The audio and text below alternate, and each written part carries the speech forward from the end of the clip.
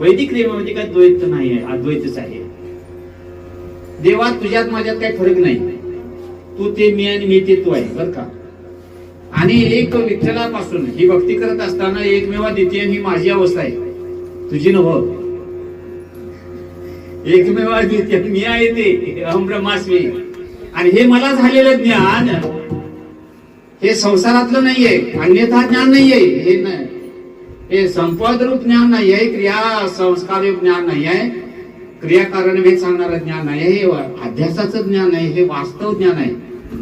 त्याला शास्त्रामध्ये पुढे जाऊन संविती ज्ञान असं म्हटले. जे जे स्वसंविदा संविती ज्ञान आहे. आणि इथं हा विषय संपतो बघा.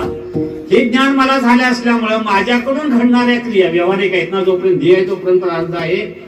त्यामुळं प्रारब्ध आहे म्हणजे तो जो ध्येय आहे तो प्रारब्धाच्या अंगाने ज्या क्रिया करून घेईल. व्यवहार म्हटले की द्वैत आलं लक्षात द्यायचं. आणि द्वैतातली इकडली बाजू